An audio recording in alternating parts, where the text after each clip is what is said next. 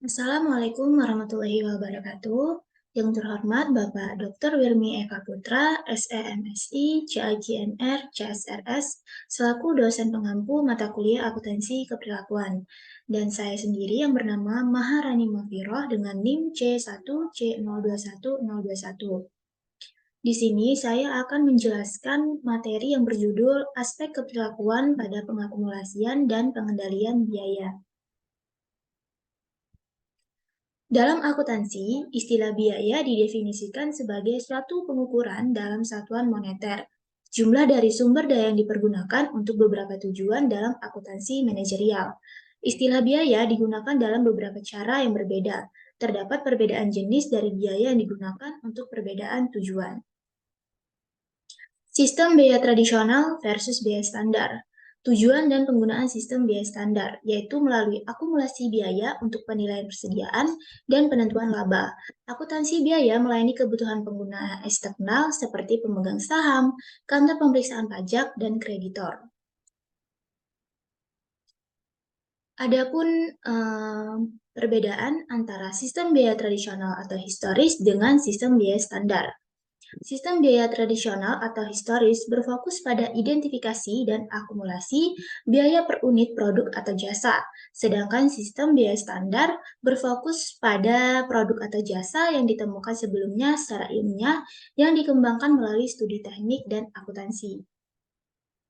Aspek keperilakuan dari langkah akuntansi biaya yang dipilih, yaitu ada penetapan standar. Menurut Raymond Mills dan Roger Fern, mengemukakan 4 persyarat untuk bagi sistem pengendalian yang unggul secara keperilakuan. Yang pertama, standar haruslah ditetapkan dalam cara yang sedemikian rupa sehingga orang menerimanya sebagai sesuatu realistis dan bukannya arbiter.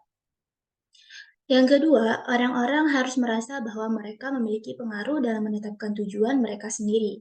Yang ketiga, orang-orang harus yakin bahwa mereka tidak akan dihukum secara tidak adil untuk variasi normal yang terjadi secara kebetulan dalam kinerja. Yang keempat, umpan balik atas kinerja haruslah bertujuan untuk koreksi maupun evaluasi.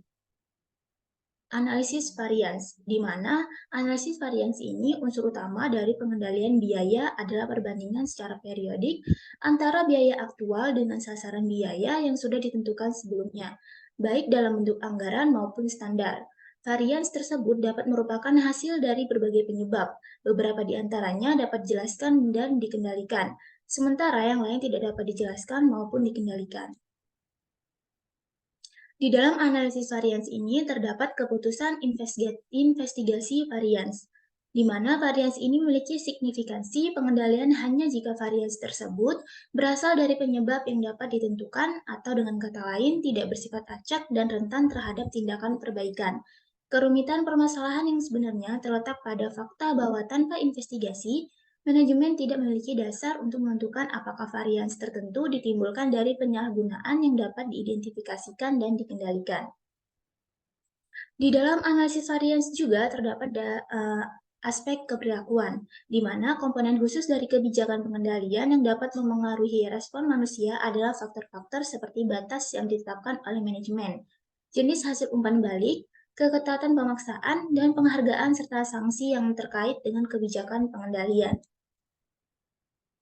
Kesimpulan dari materi ini adalah sistem biaya tradisional tidaklah bagus secara keperilakuan dan dapat mendorong respon yang tidak diinginkan maupun destruktif ketika digunakan dalam mengendalikan dan mengevaluasi kinerja individual.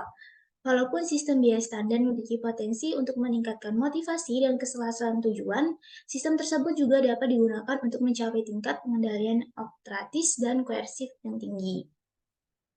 Sekian materi yang bisa saya sampaikan. Saya ucapkan terima kasih. Wassalamualaikum warahmatullahi wabarakatuh.